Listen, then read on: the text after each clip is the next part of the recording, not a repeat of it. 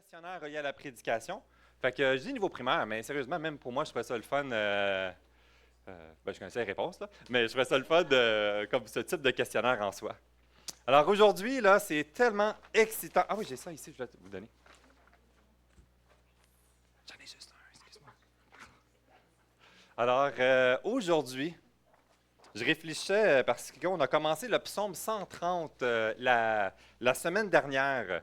Et je voyais à quel point que le psaume 130 et le psaume 131 sont étroitement reliés ensemble. On en a parlé un peu la semaine dernière. Puis en étudiant, je disais, waouh, quelle belle application pour un baptême.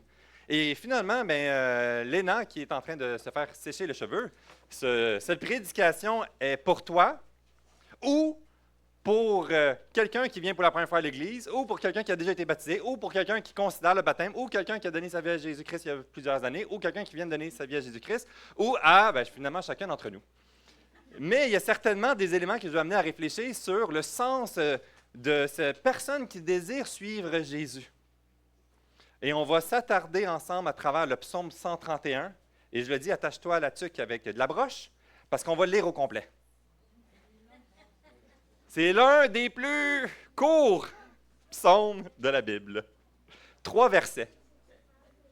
Et cette idée qu'on va construire ensemble, parce que ça fait partie l'un des psaumes de degrés dans la Bible, du psaume 120 au psaume 134. On en a parlé la semaine dernière, cette idée que les pèlerins qui s'en allaient pour venir adorer, qui marchaient vers Jérusalem, avaient des périples, il y avait des défis qui en découlaient dans cette marche. Ils marchaient en caravane ensemble et ils ressortaient ces fameux psaumes de degrés dans les découragements et dans la reconnaissance. Et que ça les était comme un baume dans leur cœur, dans les défis et dans les périodes peut-être plus obscures. Vous savez, souvent quand on voit le baptême, c'est un moment de réjouissance, c'est un moment qu'on célèbre, c'est un moment de wow! Enfin, certains depuis longtemps aspirent à se faire baptiser, ou que plusieurs attendaient qu'elles se fassent enfin baptiser. Et finalement, on dit, mais c'est le plus beau jour de ma vie, tout va bien aller. Et la mauvaise nouvelle, c'est que ce n'est que le début. La marche n'est pas terminée. Nous allons vivre des périodes de découragement, de remise en question. Il va arriver des périodes qu'on ne verra pas Dieu agir dans notre vie, ni dans la circonstance, et ça va nous produire une douleur sincère et dire, Dieu, où es-tu dans cette situation-là? Où es-tu aujourd'hui? Je me suis fait baptiser, puis voici ce que je vis aujourd'hui. Qu'est-ce qui se passe? Les psaumes deviennent tellement une richesse dans les situations de notre vie. Et ma prière, c'est qu'on s'en approprie, qu'on se les s'approprie dans la situation de réjouissance, mais aussi de découragement, et qu'on puisse mettre notre nom dans ces psaumes. Et que ce psaume 131 devient donc le cantique des degrés. Je n'ai pas accès à ma manette. Psaume de Léna. Psaume de Benoît. Psaume de Yves, de Pierre-Paul, de Luc, de Sophia, de Nathan, de chacun d'entre nous, afin de découvrir cette paix à travers notre perte de contrôle. Lisons ensemble. Ah, c'est ça. Ouais, là, j'ai joué avec... bon. On va la ouïr. C'est bon? Moi, je ne joue plus rien, mais je vais le lire. Cantique des degrés de David. L'Éternel, je n'ai ni un cœur qui s'enfle, ni des regards hautains. Je ne m'occupe pas des choses trop grandes et trop élevées pour moi. Loin de là, j'ai l'âme calme et tranquille, comme un enfant sevré qui est auprès de sa mère. J'ai l'âme comme un enfant sevré. Israël, mets ton espoir en l'Éternel dès maintenant et à jamais. On va découvrir à travers ce psaume, plus on s'approche de la présence de Dieu, plus sa lumière fait fondre notre orgueil et transforme nos besoins de tout contrôler a un repos paisible, mais en lui. C'est beau ça. Mais concrètement, dans la vie de tous les jours, comment ça s'applique? Et c'est le premier élément, ce que je trouve intéressant, on le garde en tête, c'est la continuité du psaume 130. Si tu n'étais pas là la semaine dernière, relis le psaume 130, puis c'est ton introduction au psaume 131. Il y a des critères préalables pour nous amener dans cette condition-là. Mais juste le psaume 130, des fois, il dit « Oui, j'ai le pardon en Jésus, Amen, et là, je suis prêt à affronter la vie et avancer. » Mais à un moment donné, les circonstances nous aigrissent. Les circonstances nous enlèvent notre joie, nous enlèvent nos points de repère, et là, ça nous amène à remettre en question la souveraineté, l'amour de Dieu, de ce qu'il fait réellement. Et ce psaume vient nous mettre un premier élément qui est important dans la suite. Plus j'avance humblement, plus sa lumière démasque mon orgueil.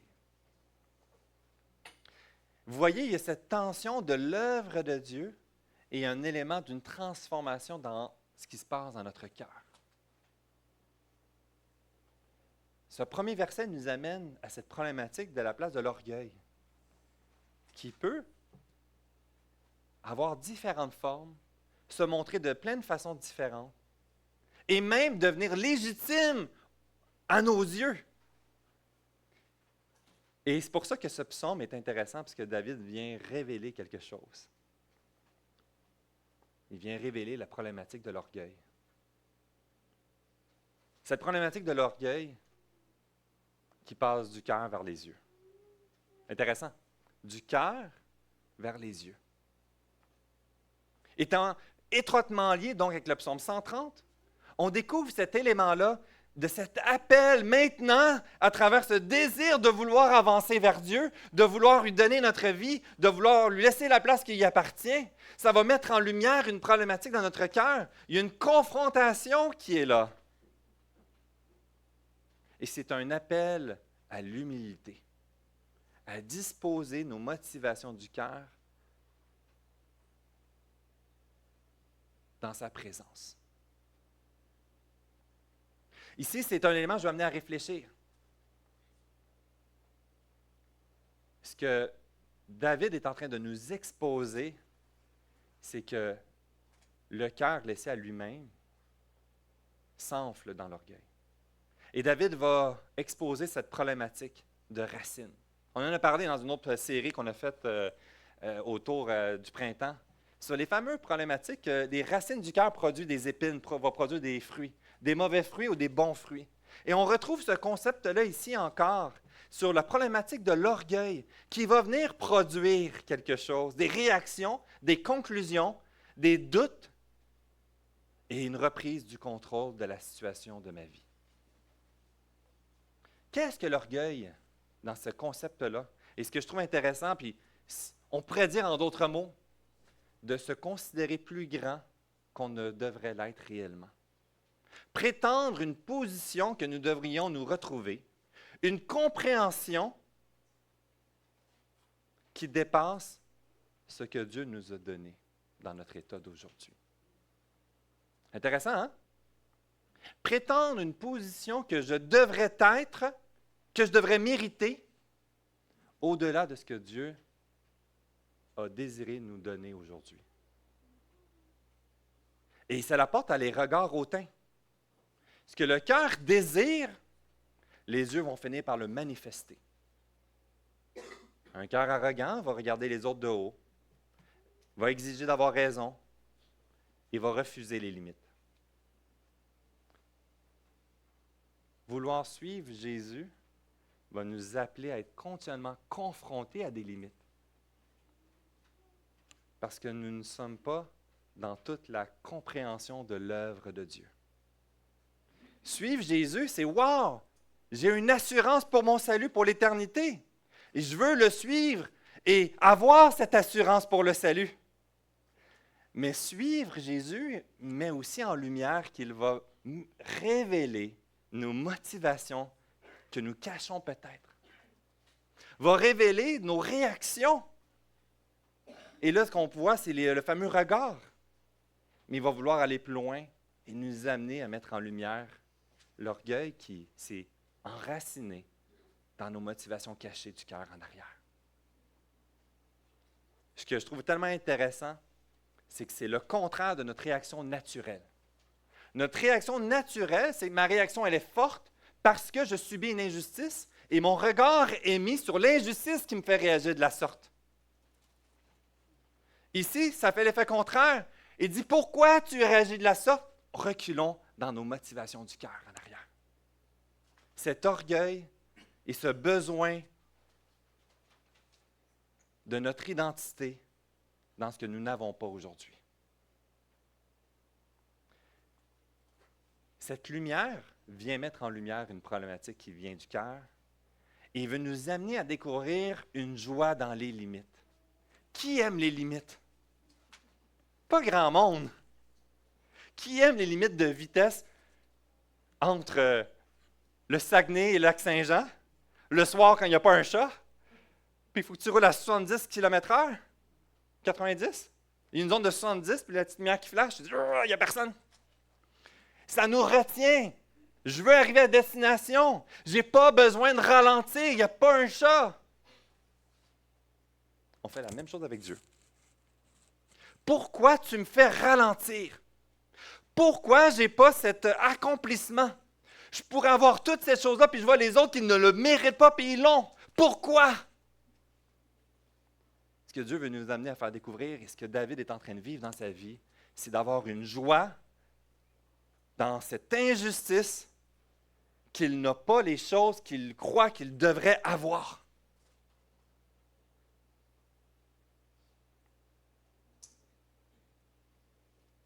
Et là, on parle d'une disposition intérieure qui va transformer le regard qui passe de l'insatisfaction, de la revendication, de l'amertume à une paix dans ses limites de la vie.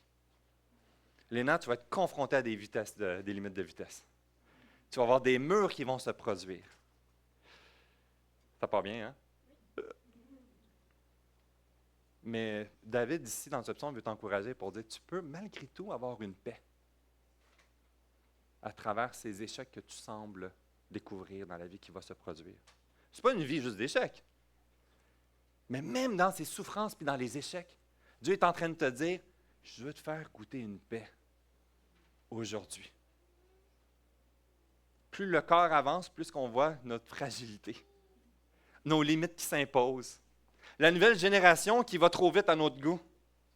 On le voit qu'ils sont de pleine volée, que ça nous pousse en arrière dans la capacité à retenir les choses.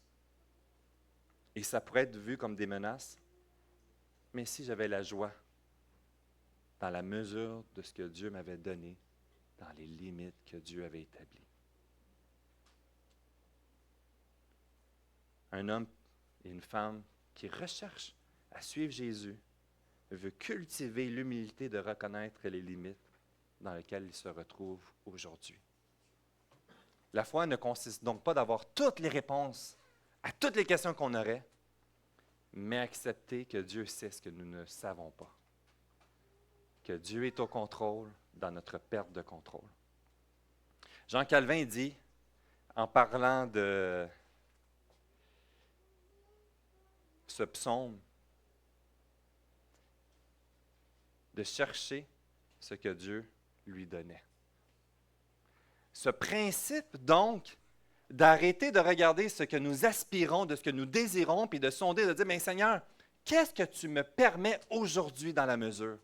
Et je veux cultiver ma paix et ma joie dans ce que tu ouvres et dans ce que tu fermes, parce que tu es souverain.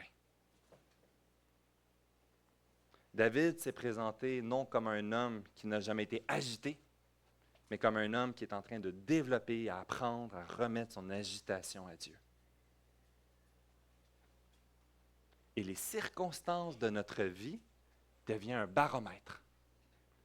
Les circonstances qui vont avancer, qui vont se produire, vont nous donner l'état de où est-ce qu'on se retrouve présentement, dans nos motivations du cœur, dans notre insatisfaction, dans les choses peut-être qui sont trop précieuses dans notre cœur, et les circonstances vont arriver.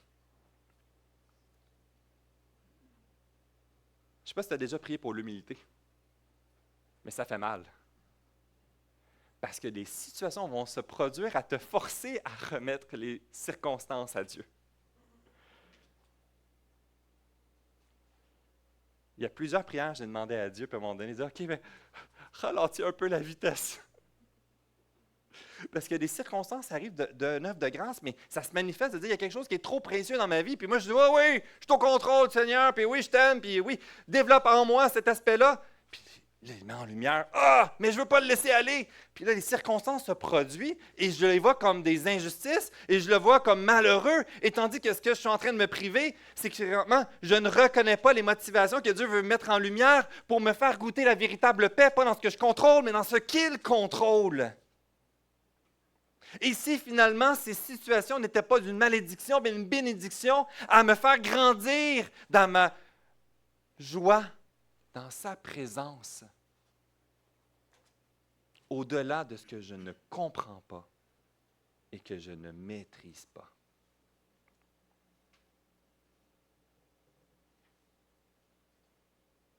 Comment réagissons-nous lorsque notre projet est rejeté? Quand un collègue de travail prend le crédit, quand mon travail au secondaire, en travail d'équipe, finalement, la personne n'a rien fait, puis que là, il reçoit toutes les félicitations. Quand j'essaie d'être le plus intègre possible, puis celui qui est malhonnête prospère encore mieux que moi. Quand j'essaie de faire la meilleure chose, le meilleur plan, puis tout s'écroule. Ici, dans ces limites, je développais cette paix dans le contentement. C'est pour ça que dans cette continuité, partie 1 et partie 2, ce qu'on découvre dans le psaume 130, on voit le David qui crie à Dieu dans la souffrance. Il vient s'élever à Dieu. Et le psaume 131 nous amène ici que David cesse de lutter contre Dieu. C'est une complémentarité qui vient fusionner entre, il y a des périodes qu'on va avoir mal, qu'on ne comprendra pas, qu'on va perdre nos points de repère. Et c'est un exemple. Viens crier à Dieu ta souffrance, tes remises en question, ton insatisfaction. Et le psaume 131, en venant dans sa présence, ça nous amène à regarder la situation à travers notre identité et l'identité de Dieu. Et ça, c'est une question de l'humilité. De passer de Dieu, moi je sais ce que j'ai besoin, j'analyse les choses à travers toutes les notions, je sais que je devrais être rendu là, que je devrais faire telle chose, mais ça m'empêche de les situations, et là je viens te les déverser, et je veux trouver ma paix, non dans le contrôle de la circonstance, mais en toi, qui est au contrôle de toutes les circonstances, dont ma vie, dont cette personne qui m'énerve. Et David nous a instruits à ce niveau-là que ça nous amène à arrêter de lutter contre Dieu. Puis il dit, je te laisse, Dieu, le contrôle de cette situation. Afin de vivre dans le contentement, dans notre calme que nous retrouvons en Jésus. Chaque étape spirituelle dans la foi nous amène à une lutte spirituelle. Il y a des doutes, il y a des découragements. Le baptême, il y a comme le niveau, hein, si tu as le baromètre de ton niveau de stress et d'intensité, il y a comme plus les journées avancent, puis là, le baptême arrive, puis là, c'est comme le summum de « Ah, j'arriverai pas, je vais mourir, qu'est-ce qu'ils vont penser, quoi que ce soit. » Et là, finalement, le baptême se passe, puis après ça, il y a comme un « jusqu'à la prochaine histoire. » Notre vie, dans notre marche avec Dieu, c'est pas linéaire dans ses hauts et dans ses bas. Et de vouloir faire confiance à Dieu va nous confronter dans l'intérieur de notre cœur. Et cet appel ici à laisser son âme se reposer lorsque nous perdons le contrôle et lorsque notre âme est insatisfaite. Laisser son âme se reposer en Jésus. Intéressant, le cœur ici qu'on découvre, de j'ai calmé et fait taire mon âme comme un enfant sevré auprès de sa maman. Ceux qui ont déjà eu des enfants, j'avais un des enfants, je ne nommerai pas, Mais l'instant qu'elle quittait la maman, ma femme, il se mettait à pleurer. On le couchait, là, puis il dormait. Puis elle s'en allait, elle embarquait dans l'auto, là, puis elle était comme à 50 mètres. Il se réveillait, puis il hurlait. Puis là, moi, là, je donne les indices, là, je vais faire attention.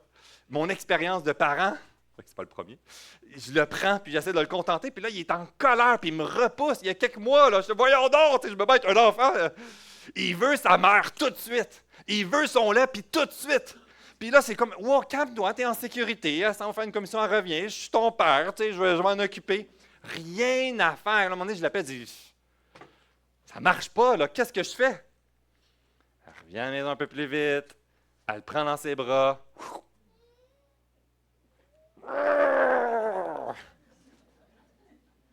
Il est encore vivant, mon enfant, fait que vous pouvez voir l'œuvre de mon contentement. Mais j'ai dû mourir des choses dans ma vie parce que j'avais aucun contrôle sur la situation. Mais l'enfant aussi, il avait cette insatisfaction et son empressement que quoi qu'il arrive, ce qu'il voulait, c'était le lait de sa mère, puis tout de suite. Puis si elle s'éloignait moindrement, toute cette... On dit que nos oreilles ont saigné sa première année de vie.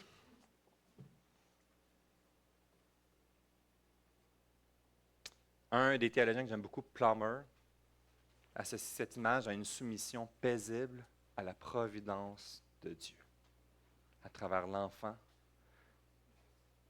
qui devient sevré auprès de sa maman. Ce que c'est en train de dire, c'est que dans le début, il y a des situations qui vont nous mettre tout en envers, qui vont nous brasser de l'intérieur. Que vers le pas de la foi, même de vouloir suivre Jésus, il y a des choses qu'il faut accepter de laisser tomber. Puis la préparation au baptême, c'est justement, on veut faire un petit survol. Quel est l'élément qui a trop de place dans ta vie que si ça tombe, tu perds tes points de repère? Qu'est-ce qui a la place de Jésus dans ta vie?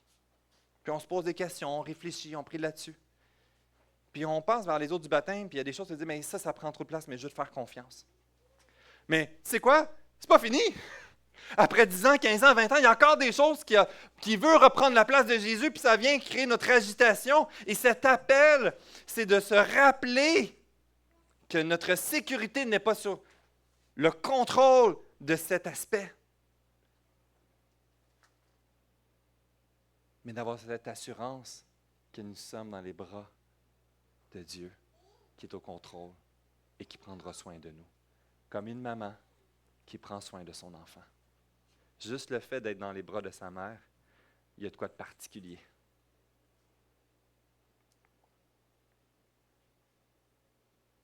Dieu sait mieux que moi et je décide qu'à travers mon incompréhension, je vais lui faire confiance.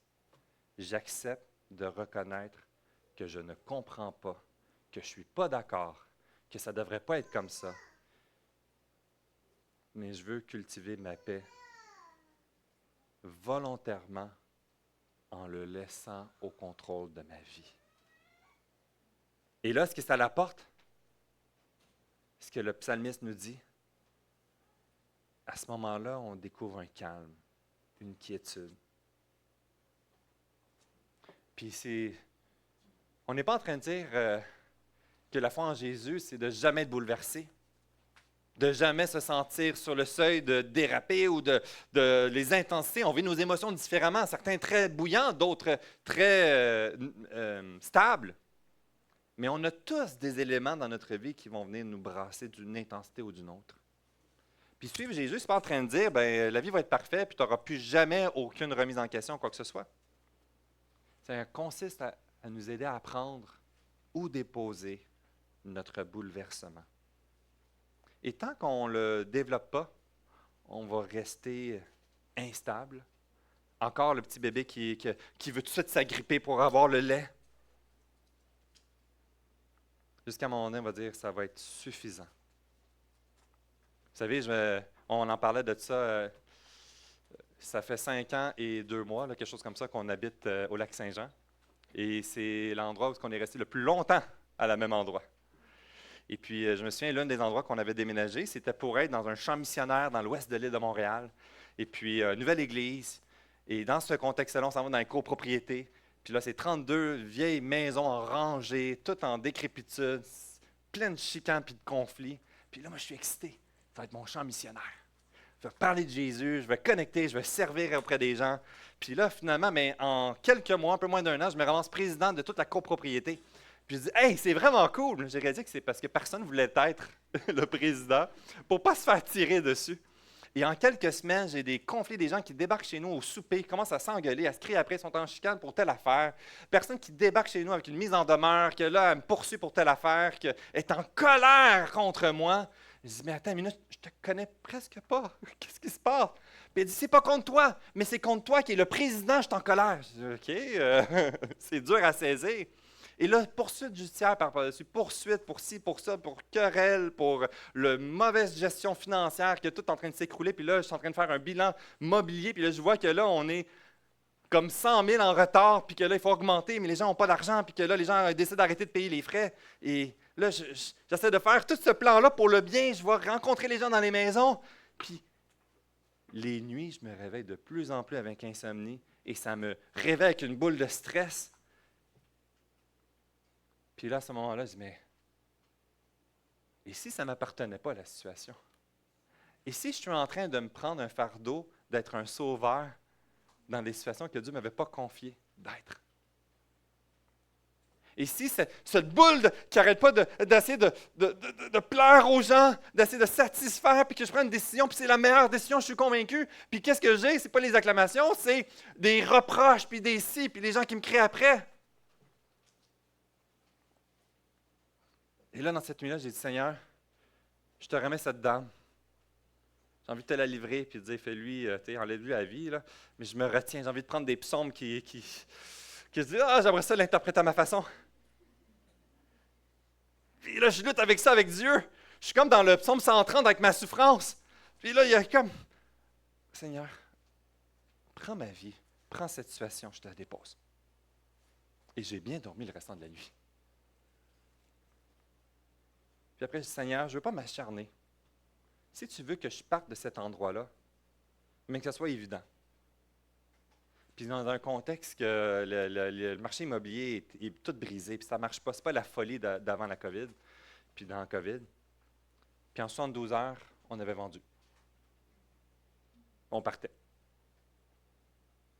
Exactement dans les montants qu'on avait besoin.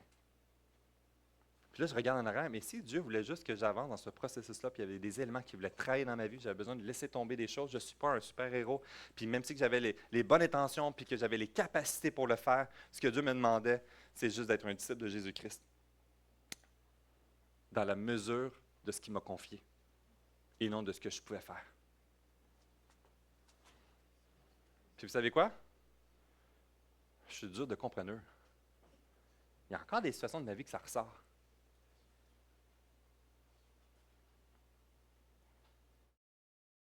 Mais ce que ça nous amène, c'est donc pas qu'on n'a pas le droit de se plaindre, mais c'est à se rappeler que ce qui nous fait mal, de venir les déverser à Dieu.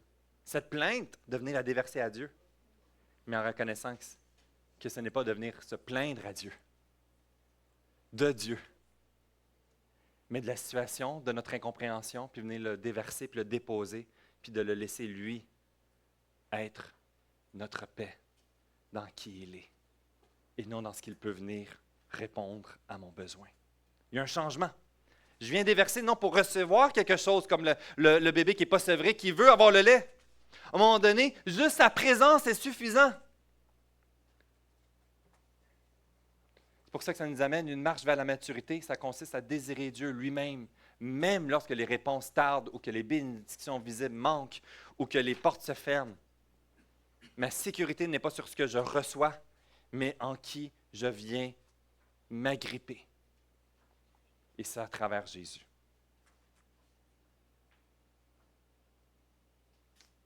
L'enfant sevré, c'est une marche vers la maturité spirituelle. David ne l'a pas accompli parfaitement. Les situations l'ont amené vers là. Aujourd'hui, on est tous encore des bébés qui espèrent qu'il s'en va vers être sevré ou qui est sevré. Mais ce n'est pas terminé. Il y a eu un processus et le processus continue dans notre besoin de venir trouver notre satisfaction dans sa présence et à travers les circonstances, me dire, Dieu, tu me suffis dans ce que tu m'as permis de vivre. pour ça que dans le début, lorsqu'on vient à l'Évangile, souvent, c'est un élément marqueur. C'est par exemple, je vois un amour que les uns et les autres ont, puis je l'ai pas, puis je veux découvrir cet amour-là, puis je veux avoir cet amour-là dans la présence de Dieu. Je veux découvrir une assurance parce que j'ai la peur, puis je fais l'anxiété, puis dans mon anxiété, j'ai peur de perdre des choses, puis que là, j'ai peur pour l'éternité, puis là, j'ai une assurance en travers Jésus. Donc oui, pour ça on dit, mais prêchons l'enfer. L'enfer nous permet de nous rappeler la gravité de l'éternité, mais à un moment donné, je vais découvrir ma paix, non seulement pour ce que je découvre dans la présence de Dieu. Il y a une transformation que le petit bébé vient chercher pour cette sécurité, chercher pour cet amour, pour l'Église, la communauté, la protection, la bénédiction, l'abondance de ce que Dieu a établi comme étant bon, puis qu'il prendra soin de ses enfants. Mais la maturité nous amène à dire, mais j'ai plus besoin de rester agrippé juste pour cette chose-là, de ma sécurité pour l'éternité. Oui, c'est une facette, mais ce qui m'émerveille encore plus, c'est avec qui je vais être pour l'éternité, dans la présence de Dieu. Et que l'enfant sevré, ce que nous sommes appelés à vivre, c'est à contempler, pas juste la source de lait qu'on va recevoir en retour, mais de contempler celui qui déverse cette source de lait. Dieu veut être en relation avec toi. Oui, tu as bâti une maison au ciel, mais au-delà de la plus belle maison qui n'aura pas de vis caché au ciel, c'est de savoir qu'on va être dans sa présence pour l'éternité. Qu'aujourd'hui même, il est en relation avec toi. Même quand tu ne le vois pas, dans des circonstances, parce qu'il y a des brouillards, le brouillard nous empêche de bien voir ce qu'il est en train de faire dans la vie, mais ça n'enlève pas qu'il est présent. Et c'est notre marche avec Dieu qu'on va découvrir de plus en plus cette paix avec un cœur qui désire l'humilité dans notre fondement et qui transforme notre regard. Une des citations que j'aimais, c'est comme si Dieu est en train de dire, je veux que tu m'aimes moi et non ce que je vais te donner. Non seulement ce que je vais te donner, mais que notre amour se développe au-delà de ça et qui cultive sur notre émerveillement de la personne de Dieu, de qui il est réellement. Le baptême se voit donc comme le début de l'école de la vie. Notre confession de foi, lorsque Jésus vient nous chercher et que là, on passe par les eaux du baptême, qu'on le montre publiquement, c'est l'école de la vie qui s'installe. Qu'on démontre de vouloir marcher, puis se laisser transformer et de découvrir ses voies pour nous et de trouver notre joie dans les voies qu'il a avancées dans les limites et dans la vitesse. Tu as avancé ça? Ah, je ne l'ai pas mis? Ouais, c'est ça, c'est pas grave, je ne l'ai pas mis. Marcher avec Jésus consiste donc de passer du stress de l'enfant qui réclame quelque chose à Dieu sans cesse à dire, tu sais ce que tu fais, je te laisse le contrôle. Ça paraît tellement facile, mais je te pose la question, quelles circonstances dans ta vie tu as de la misère à le déposer à Dieu? Quel élément que tu n'es pas prête à laisser mourir? À dire, ben, si c'est ta volonté, ma joie est en toi. Ça n'arrivera pas. J'accepte que tu peux faire un œuvre de grâce, oui. Mais que si c'est ta volonté, ma joie ne sera pas dépendamment de ça. Mais ma joie va reposer sur toi. Vous savez quoi? On n'y arrivera pas. Par nous-mêmes. C'est pour ça que c'est le pouvoir transformateur de l'Évangile. C'est qu'il y a quelque chose qu'on n'a pas la capacité d'y arriver. Il y a de quoi que je vois que je veux te faire confiance, mais ça me fait mal. Et là, ça me connecte dans d'autres choses. Puis que là, j'ai été continuellement, soit on dit les vieilles bébites qui nous suivent, ou des mensonges que je ne suis même pas conscient, puis que ça l'attaque directement mon identité. Puis oui, je veux te faire confiance, oui, je vais avoir la paix, mais j'y arrive pas. Quelle bonne nouvelle. Parce que ce qu'on est en train de dire, c'est le début de l'humilité. J'y arrive pas et j'ai besoin de toi à développer ça dans ma vie. C'est possible qu'à travers ce que Jésus a fait pour toi, ce que Jésus a fait pour moi et de ce qu'il veut faire pour nous. Et ça commence par que Jésus est le modèle parfait du psaume 131. David a bien beau le dire de la sorte, mais dans les faits, il lutte avec ça. Il y a des découragements.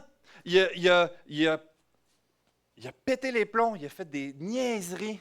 Il a péché dans une folie, puis qu'il s'est même convaincu que c'était correct. Mais malgré tout, ce qu'on découvre dans le psaume 131, ce n'est pas un modèle parfait, mais c'est une personne qui persévère à vouloir développer ça dans sa vie et qu'on a un encouragement parce que quelqu'un l'a fait parfaitement. Puis cette personne, c'est Jésus-Christ. Il a fait cette vie parfaite. Il n'a pas assez de fuir les injustices, les fausses accusations. Il n'a pas assez de fuir la souffrance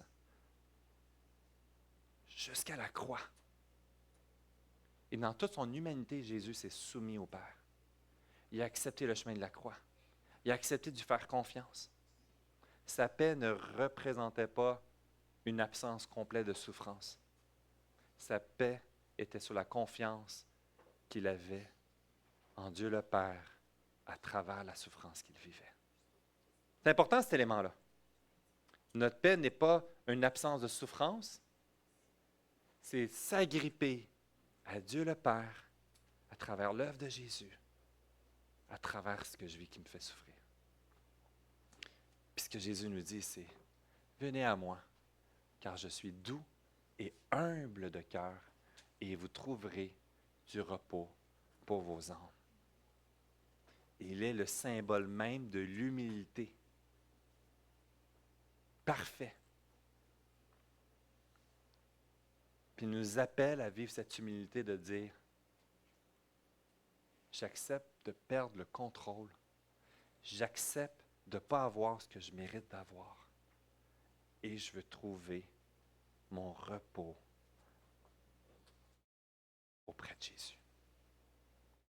C'est ce que Léna a fait aujourd'hui à travers ce symbole. C'est ce qu'elle a fait je me souviens plus c'est quand que tu as accepté Jésus. Te souviens-tu de la date que tu as accepté Jésus dans ta vie? C'était en mai l'année passée. Ah, c'est ça, hein, déjà. Enfin, un bout, j'allais dire cet été. Non, pas cet été. Cet été, c'est là, puis c'est le baptême. Rappelle-toi de la date. C'est toujours le fun avec les années. Puisque quand on vieillit, il semblerait qu'on oublie. C'est bon de l'écrire. Notre besoin de nous arrêter et de dire, j'arrête de fighter, j'arrête de combattre, j'arrête de revendiquer. Jésus, prends ma vie. Prends-la telle qu'elle est présentement. Et je veux découvrir ce repos qui produit en moi une espérance. Puis dans cette dernière section, dans le verset 3, il nous amène une espérance dans ma vie qui va déborder dans la communauté. Une espérance qui devient un encouragement les uns puis les autres. Puis quel encouragement pour les gens qui ça produit dans notre vie, parce qu'on est témoin d'une personne qui a décidé de remettre sa vie dans les mains de Jésus, puis qui dit, prends ma vie et je veux que ça produise de quoi parce que je n'y arrive pas et toi seul peux produire cela.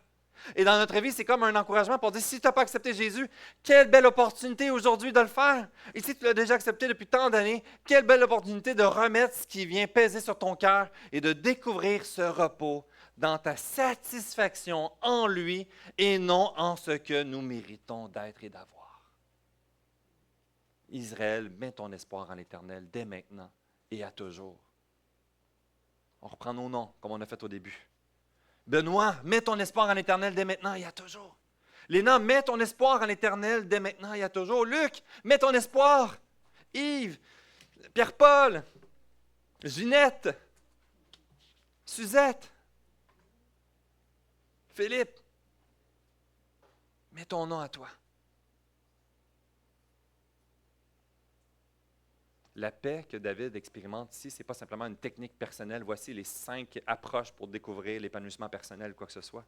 C'est un témoignage qui se veut visible de l'œuvre que Jésus produit dans notre vie lorsque on s'abandonne dans l'humilité puis en disant, je te laisse le contrôle de ma vie et de cette situation. Et ça devient visible pour toutes les nations. Ça devient visible pour notre voisin, pour dire, pourquoi tu ne réagis pas de même, tu aurais dû. Vous savez, mon voisin, hier, avant-hier, est en train de réparer sa toiture de son cabanon. Puis, il n'a pas pensé à ça, mais il s'est dit, je vais me faire de la place pour tracer mon cabanon. Fait qu'il a tout arraché mes murs. Genre 3 pieds par 10 pieds, 15 pieds. Puis moi, ça fait 2 mois que j'ai hâte de voir les murs qui sont sur le bord d'être prêts. Ça a tellement produit de la colère parce que j'en ai pris, on a fait attention, on se demandait si on l'arrachait, finalement on a fait cette coupe. On a travaillé 2 ans pour essayer d'avoir une production, puis là on a la plus belle production qu'on a jamais eue. Puis j'ai tellement hâte de voir, de les récolter. Puis là, qu'est-ce que je vois? Tout est arraché.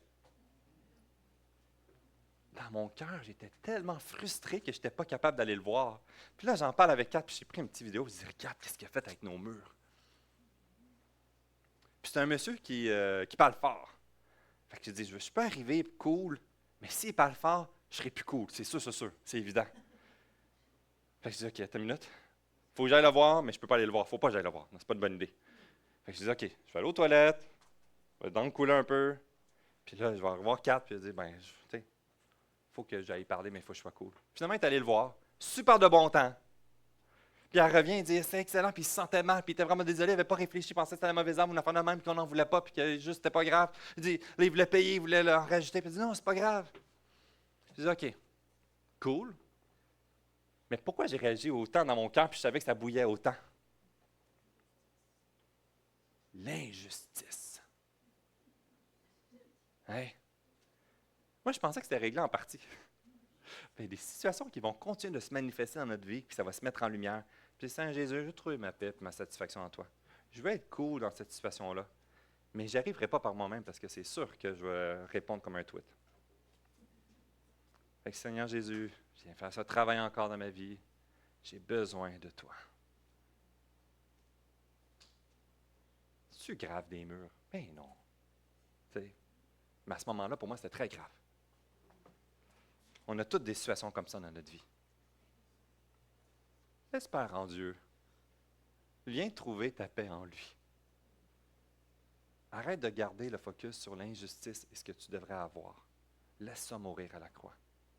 Puis découvre ce que Dieu veut faire. Le baptême, c'est donc pas une simple fête qui se termine. C'est un appel à découvrir la paix et la joie que Dieu veut te faire grandir dans les moments de joie, mais aussi dans la douleur et la souffrance. Nous, ce qu'on veut, c'est je veux la joie en Dieu, puis que tout aille bien. Et dire oui, mais tu dois passer dans des séminaires de souffrance aussi. Parce que ça met en lumière des mensonges puis des racines dans notre cœur que je veux t'enlever pour t'amener à bon port. En conclusion, j'ai invité l'équipe de louange. Le psaume 130 et le psaume 131, il y a comme ce fil conducteur qui se réunit ensemble. C'est pour ça que je dis c'est comme partie 1, partie 2. Le psaume 130 nous amène dans la situation de la détresse, de cultiver l'attente dans cette saison de détresse qui nous fait mal et de découvrir le pardon de Jésus que nous avons en lui et qu'on peut s'agripper sur cette sécurité-là. Le psaume 131 nous amène qu'à travers le pardon que nous découvrons à travers l'œuvre de Jésus, qu'on puisse découvrir dans cette transformation des racines du cœur vers les yeux, de l'orgueil vers l'humilité. Dans notre humilité de renoncer, de laisser mourir, de trouver notre satisfaction non seulement au lait qu'il peut nous donner, mais dans la présence de notre Dieu, le Père, à travers Jésus.